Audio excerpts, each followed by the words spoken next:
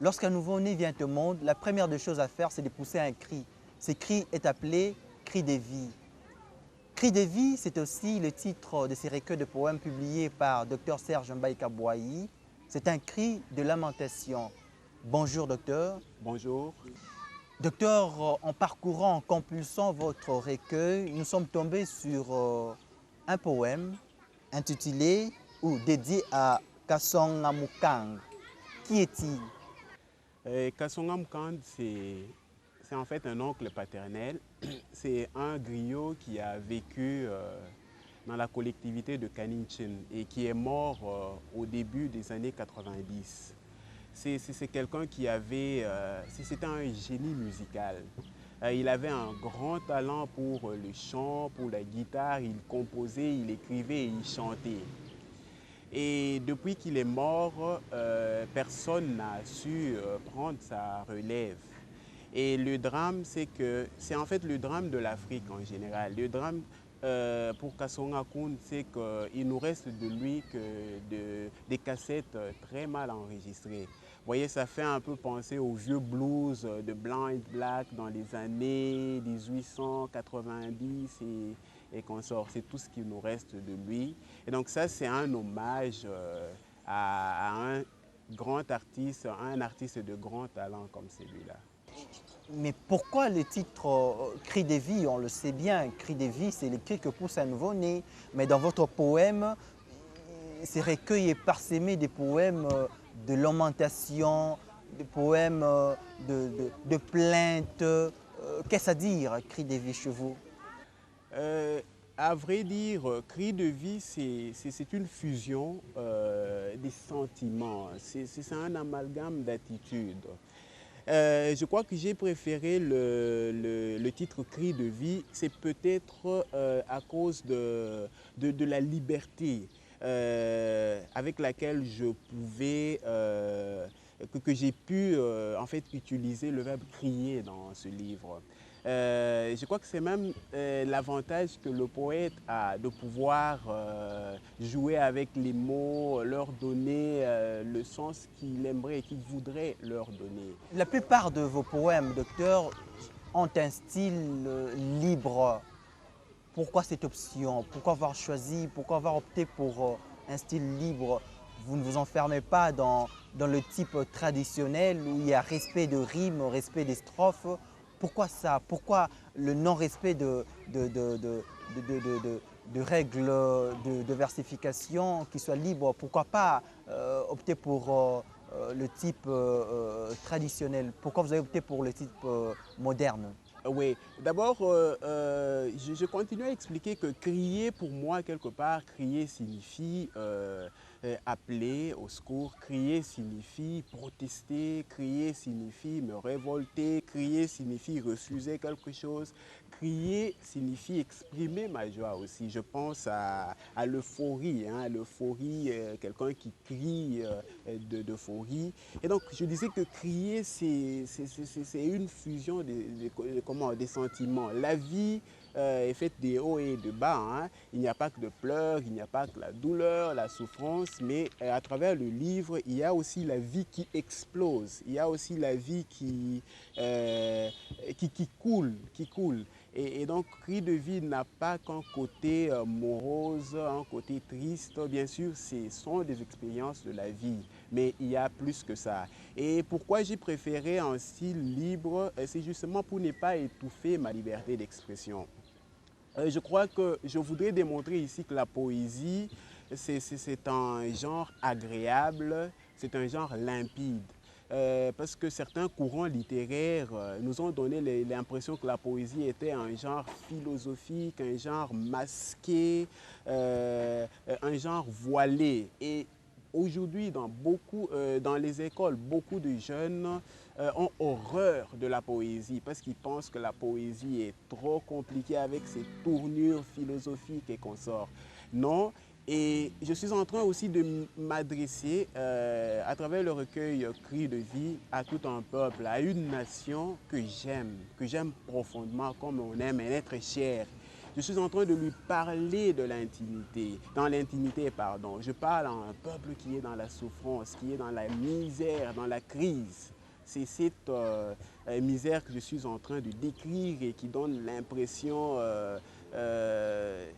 d'être morose, pessimiste, triste. En fait, je parle à ce peuple-là et je lui parle dans l'intimité, du fond de cœur, sans vouloir m'emprisonner dans certaines normes, exigences de certains courants poétiques ou littéraires. Dans ce recueil, vous développez vous avez mis à jour un nouveau concept, exil-prison. Qu'est-ce à dire? Qu'est-ce que vous voulez insinuer par là, par exil-prison? Ok, qu'est-ce que j'ai appelé exil-prison? Pour moi, l'exil-prison, c'est l'ensemble de conditions de vie désagréables, contraignantes, médiocres que peuvent connaître des ressortissants d'un pays dans un autre pays étranger, dans un pays d'asile ou d'exil. L'exil-prison, c'est l'ensemble de raisons qui poussent beaucoup de nos compatriotes à ne pas rentrer dans leur pays. C'est l'ensemble de tracasseries, des humiliations que subissent nos compatriotes à l'étranger. Et aujourd'hui, au moment où on parle de la reconstruction nationale, je crois que notre pays, notre gouvernement doit faire face à ce problème d'exil-prison. Et donc beaucoup de nos compatriotes vivent dans la médiocrité, ils vivent dans des conditions inhumaines, indignes. Ils passent pour des orphelins, ils passent pour des apatrides. Et or, nous avons un beau pays, un grand pays que nous devons reconstruire. Et l'exil-prison, c'est une réalité qui est d'actualité. Docteur, quelle est votre conception à l'égard de la femme? La femme est une merveilleuse créature divine. C'est la femme qui gère la matrice de l'humanité. Et dans mon recueil Cris de vie, j'ai réservé une place importante à la femme. Parce que moi, je conçois que la reconstruction nationale, la restauration nationale part d'abord de la réhabilitation de la femme dans son rôle de mère et de femme. J'ai beaucoup de compassion pour cette femme qui se bat pour faire vivre son foyer. Cette femme qui supporte la pression de sa famille, de ses enfants, de son mari. Cette femme qui doit rester debout au soleil pendant des heures pour essayer de vendre quelque chose, pour essayer de survivre. Cette femme qui est dans certaines circonstances, une machine sexuelle, un objet de plaisir, cette femme qui souffre douleur, c'est de cette femme que j'ai compassion. C'est pour elle que j'ai compassion dans le recueil Cris de vie. Et quel rapport vous établissez entre mère patrie et mère biologique, puisque vous en parlez aussi? Oui, le rapport qui existe entre la mère patrie et la mère biologique, quant à moi qui ai vécu l'expatriation, l'exil, une forme d'exil-prison, quand je rentre dans mon pays, je retrouve la patrie, la mère patrie, ainsi que la mère biologique qui m'accueille. Les deux m'accueillent à bras ouverts et je rentre dans mon pays, je suis fier. Je suis ému d'être accueilli par la patrie, la mère biologique. Il y a un rapport très étroit. Votre recueil comporte plusieurs genres littéraires. Nous avons la chanson, nous avons aussi la poésie. Mais j'aimerais savoir quelle différence faites-vous entre la poésie et les chants.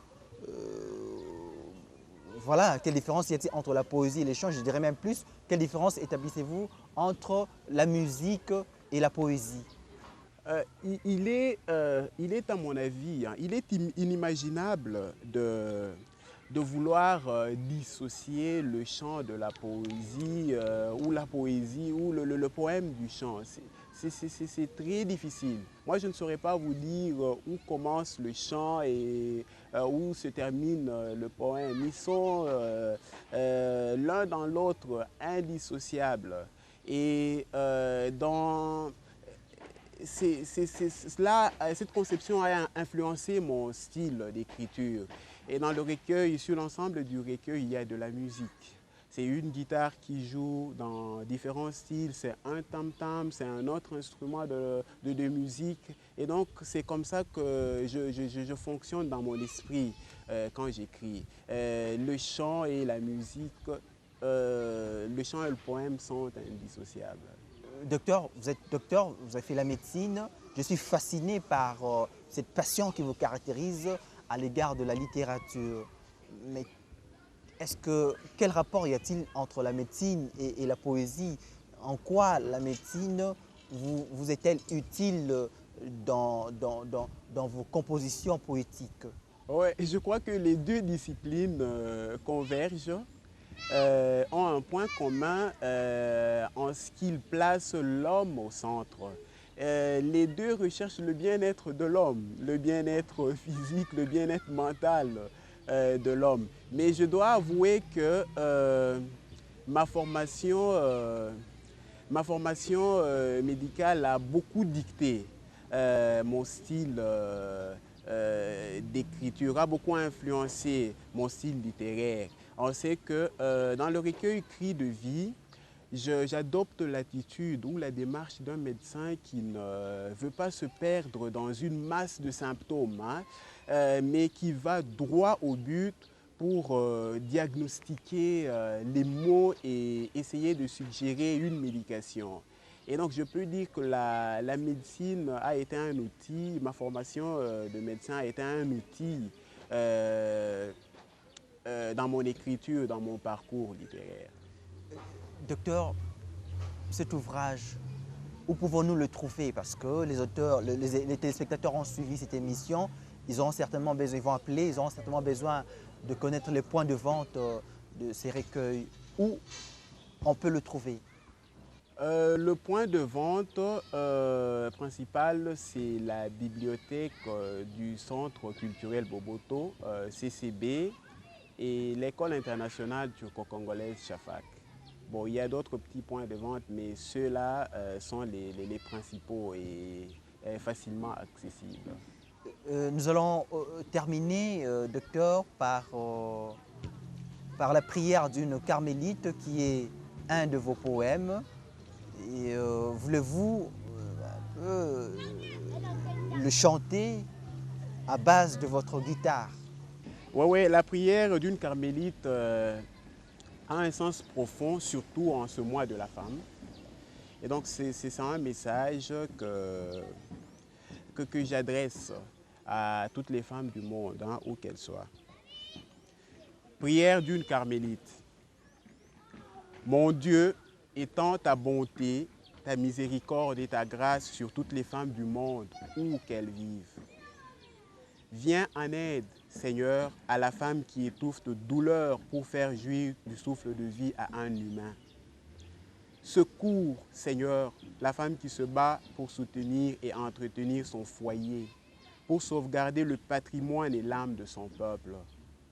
Soutiens, Seigneur, la femme qui lutte pour dompter la nature et la transformer au profit de tous. Celle qui veut mettre au service des autres ses talents, capacités et aptitudes. Celle qui veut acquérir ou transmettre un savoir en vue de percer les secrets et mystères de la science. Fortifie, Seigneur, la femme qui combat pour l'ordre, la paix, la justice, l'égalité et la fraternité. Celle soucieuse de rétablir les mœurs et les valeurs d'une société à l'envers. Celle qui cherche à assurer une parole aux sans-voix et à rompre les liens des captifs de l'ignorance. Celle qui a offert tout son amour et son attention aux rejetés, négligés, délaissés et déclassés de sa société. Seigneur, cicatrise les blessures de la femme qui subit la brutalité, la violence et l'asservissement, exposée à la barbarie et aux atrocités d'un système sanguinaire et sauvage. Guéris la femme qui lutte pour la vie contre un mal qui ronge, détériore ou paralyse sa chair. Celle qui lutte contre ses propres angoisses et insécurités. La peur, l'incertitude, la solitude, l'exclusion, l'humiliation, les mauvais regards de son entourage. Illumine la femme qui ne cesse de se battre en vue de s'assumer et de s'affirmer. Seigneur, rassure la femme dans son combat, si souvent dans la confusion, l'incompréhension, le sang, la sueur, la douleur, les pleurs, les cris, l'oubli et l'incognito et le silence.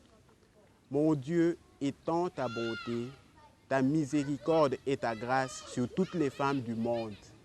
Amen.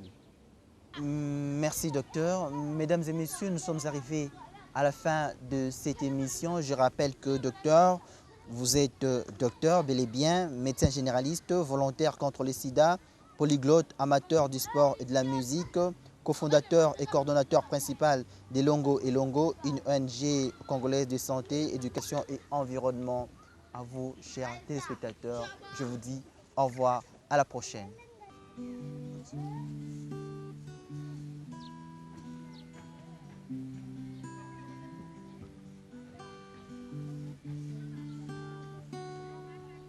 Magellan,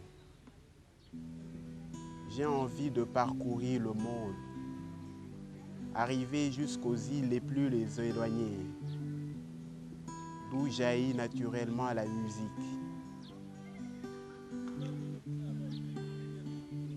Dans de nombreux recoins du monde, les gens savent jongler avec les percussions.